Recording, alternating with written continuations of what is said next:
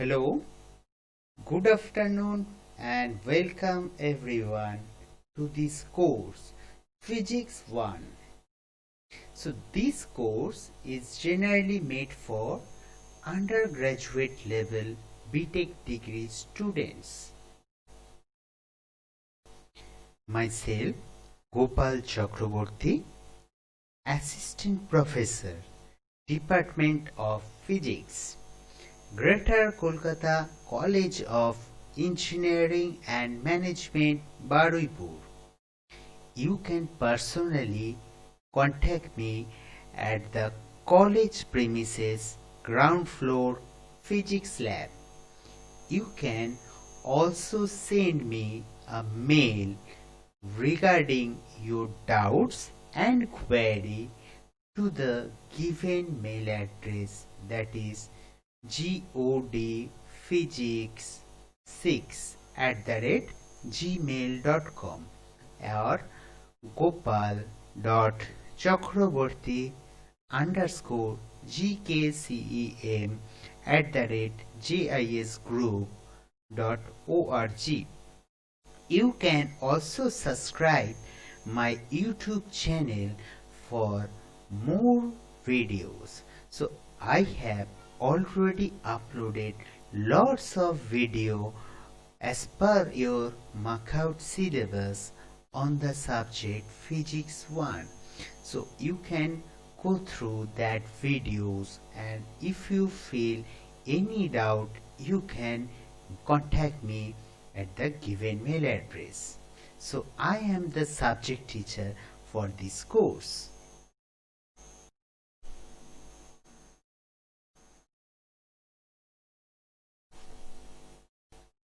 Now the course pages are www.markoutexam.net and www.markoutwb.ac.in. The syllabus for the subject Physics 1 is already uploaded in the university website, so you can check the syllabus from there. The title of the course is Physics 1. The subject code is BSPH101. It is under the category of Basic Science course, and it has a credit 4 and 3 lecture per week and 1 tutorial per week. The course is generally made for undergraduate level BTech degree students of first year. So computer science, civil, mechanical, these departmental students will going to study this course for their odd semester, and alternatively the electrical and electronics departmental students will going to study this course for even semester. So today I will start a new chapter, that is magnetic properties of material. So the topic that I will going to cover in today's class are magnetic field strength, magnetic flux density, properties of magnetic field and lines, magnetization, permeability and susceptibility, and magnetic moments. So these all topics are under the module 3, that is electromagnetism and dielectrics and magnetic properties of material. So the prerequisites for this course: elementary idea of magnetostatics and fundamental idea of vector calculus. The course objectives are idea about magnetic field strength and magnetic flux density and properties of magnetic field lines. Know the magnetization, permeability and susceptibility, and also the magnetic moments. So after completion of this course, a student will able to know the magnetic field strength, magnetic flux density. They will also able to calculate magnetization, permeability and susceptibility, and also calculate magnetic moments for different magnetic materials. So these are the corresponding course outcome. So students should know the chapter in details, because in daily life they will all deals with different kind of magnetic materials. So to know in a practical everyday life how they will do this, or why that particular material behave like this, they need to understand this course very carefully. So before going to study this chapter, let me introduce what is the chapter that you will going to study in today's class. So the materials which can be magnetized by the application of external magnetic field are called magnetic materials. So they play a very important roles in modern technology. They are widely used in the electronics and computer industry. All substances, solid, gas, liquid, generally reveals the phenomena of magnetization or magnetism. The magnetic materials are normally classified into 5 different categories. They are diamagnetic material, paramagnetic material, ferromagnetic material, antiferromagnetic material, and ferrimagnetic materials. So before studying the various properties of different magnetic materials, I will first discuss some terms, following terms that will very important to understand this chapter, magnetization or magnetic properties of material, very carefully. Okay, and this will help you certainly to understand why you will use, or why the different type of magnetic particles behave like that way. So hopefully you will understand. So the first one, that is magnetic field. A magnetic field is a vector field that describes the magnetic influence of electric charges in relative motion and magnetized materials. A charge that is moving parallel to a current of other charges experiences a force perpendicular to its own velocity. Magnetic fields are produced by moving electric charges and the intrinsic magnetic moments of elementary particles associated with a fundamental quantum property, their spin. Magnetic fields and electric fields are interrelated and are both components of the electromagnetic force, one of the 4 fundamental forces of nature.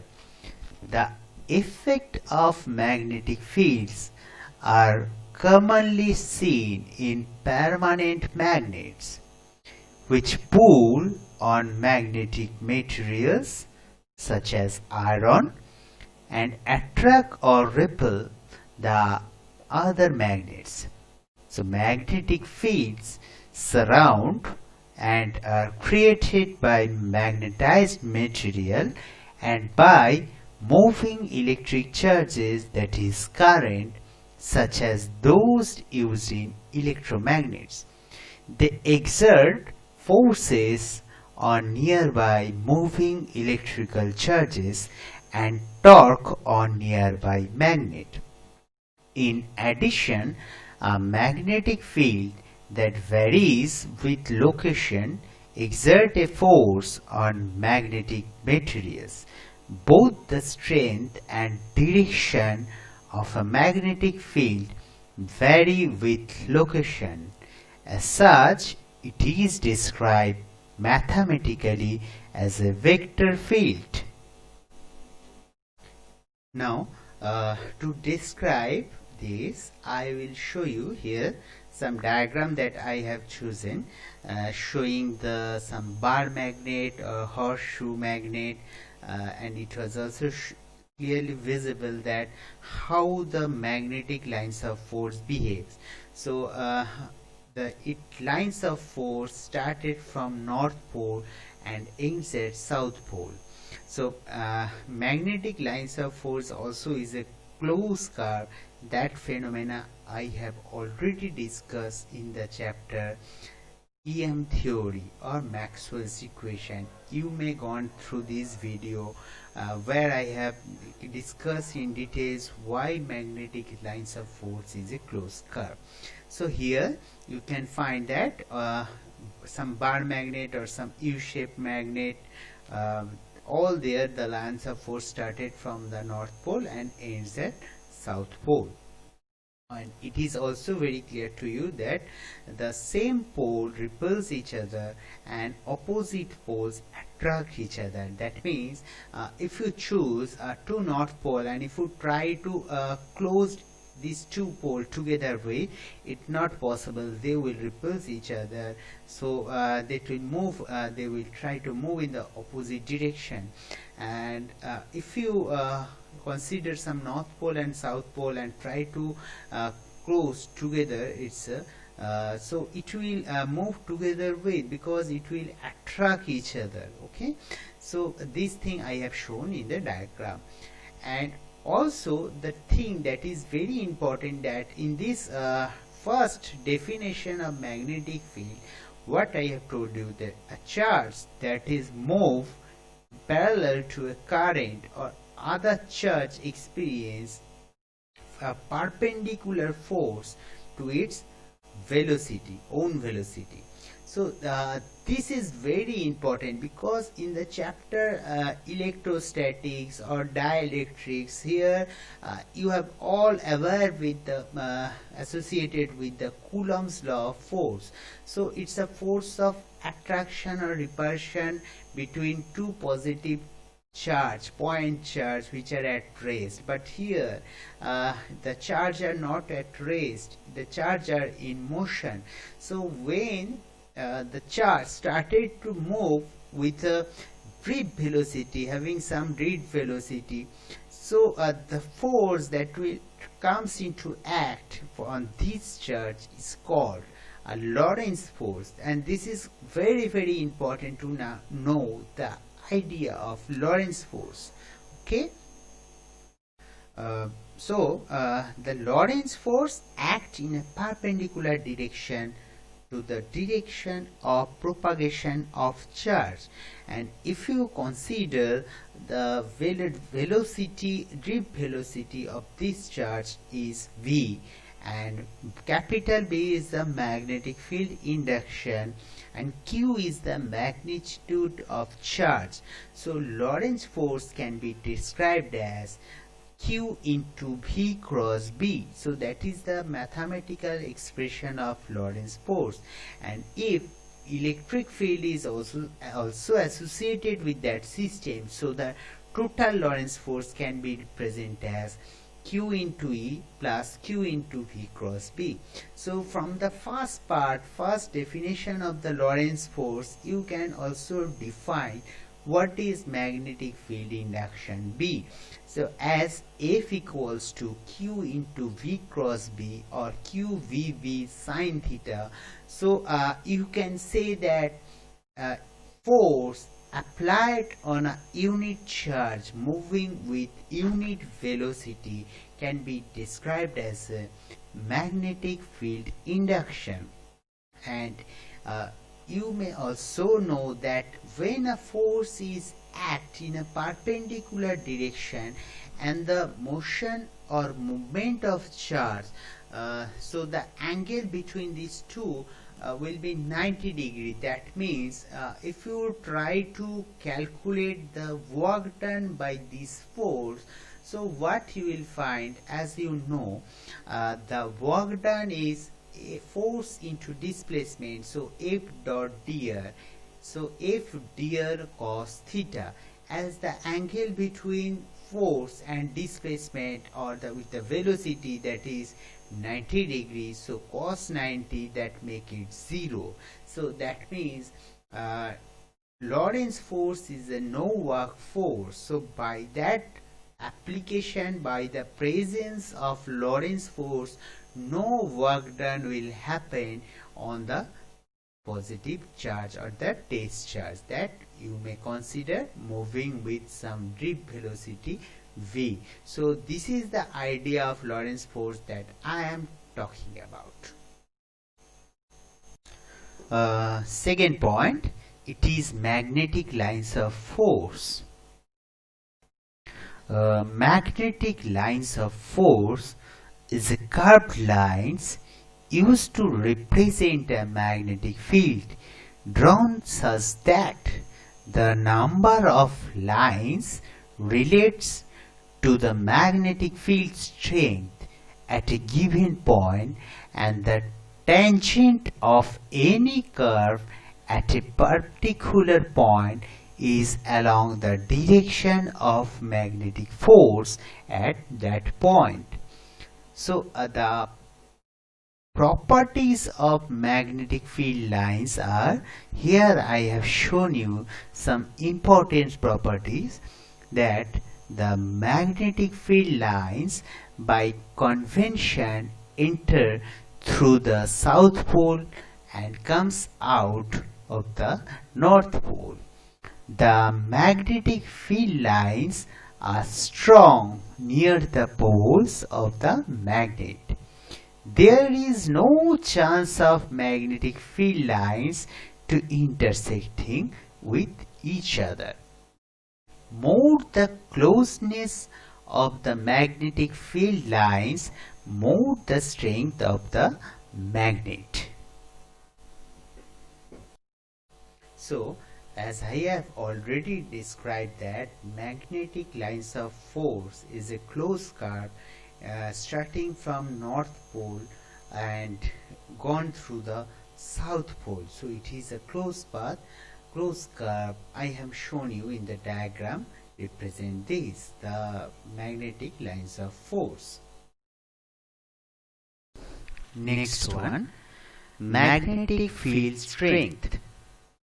Magnetic field strength is one of the two ways that the intensity of a magnetic field can be expressed. Technically, a distinction is made between magnetic field strength H, measured in amperes per meter, and the magnetic flux density B, measured in Newton meters per ampere, also called as Tesla, that is denoted by capital T. So let us consider that a current carrying coil has produced a magnetic field capital H as shown in the diagram below. Then the value of capital H, that means magnetic field strength, that will be H equal to Ni by L ampere per meter. So where N is the number of turns in the solenoid and L is the length of the cylinder. So this will be the expression of H. Second one, magnetic flux density. Often the magnetic field is defined by the force it exerts on a moving charged particle, experiments in electrostatics shows that a particle of charge Q in an electric field E experiences a force F equals to Q into E. Other experiment shows that a charged particle experiences a force proportional to its relative velocity to a current carrying wire. The velocity dependent portion can be separated such that the force on the particle satisfies Lorentz force, that is, I have already discussed a little before, that is capital F equals to Q into within bracket E plus V cross B, where E is the electric field, V is the drip velocity, and capital B is the magnetic field induction. So when a substance is subjected to the magnetic field H, then the density of magnetic field lines that passes through the substances per square meter is known as magnetic flux densities. In vacuum, capital B and capital H are proportional to each other, so which the multiplicative constant depends on the physical units. So that relation between capital B and capital H, that means magnetic flux density and magnetic field strength, can be represented as B equals to mu naught H. So this is the relation between them.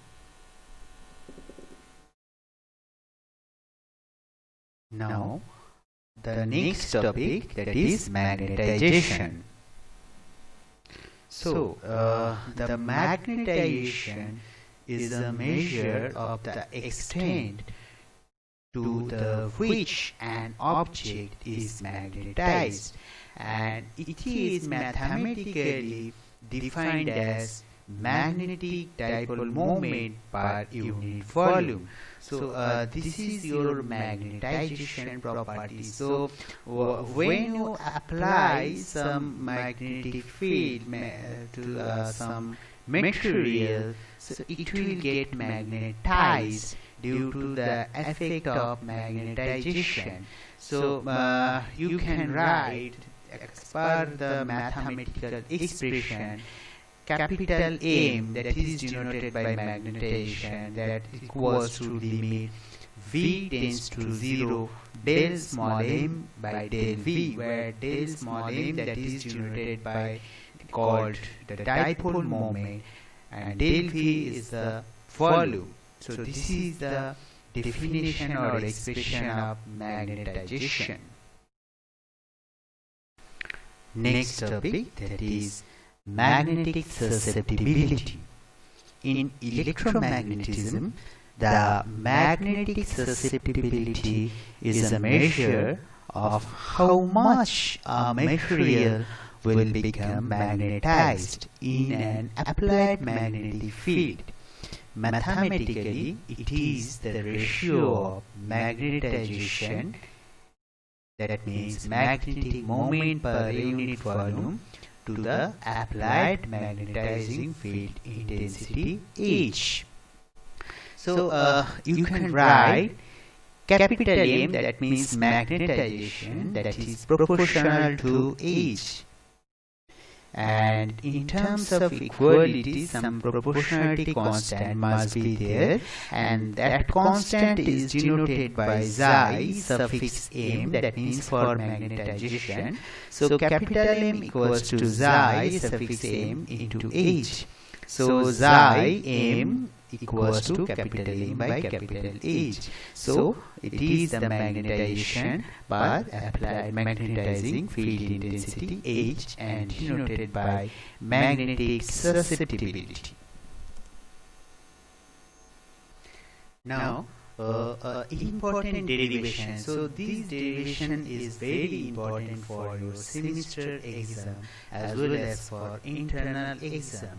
So you can search in your last 10 years or 5 years question paper. You will certainly find this question must be there.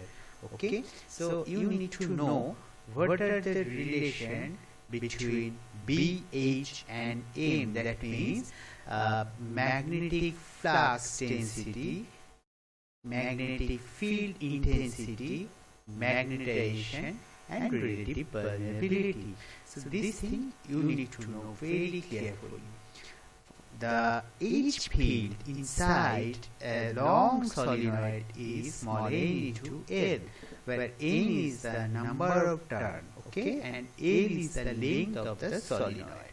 So if there is a vacuum inside the solenoid, the magnetic field B is mu naught H equals to mu naught n into I. So if we now place a iron rod of permeability mu inside the solenoid, this doesn't going to change the magnetic field intensity H, which remains n into I. The magnetic flux density or B field, however, is B equals to mu into H. So this is greater than mu naught H, and we can write B equals to mu naught H plus M. So the total magnetic flux density will be B equals to mu naught H plus mu naught M. That means B equals to mu naught H plus M. So as we know from the definition of magnetic susceptibility, that is Gi suffix M, it is the magnetization per net magnetic field. So from there you can represent what is your magnetization, and you can also substitute the value of magnetization M. So if you substitute the value of M in the first equation, you will find B equals to mu naught H plus Gi into H. So from there you can take H common. So as you know, B equal to mu H. So from the both side your H will be cancelled out. So you will get mu equals to mu naught into 1 plus Gi into M. Suffix M. So mu by mu naught, that is equals to 1 plus Gi. So that means it is some ratio of permeability of the medium to that in free space. So it can be represented by magnetic relative magnetic permeability. So that relative permeability mu R, that is equals to 1 plus Gi M, that is magnetic susceptibility. So this is a relation between relative permeability and magnetic susceptibility.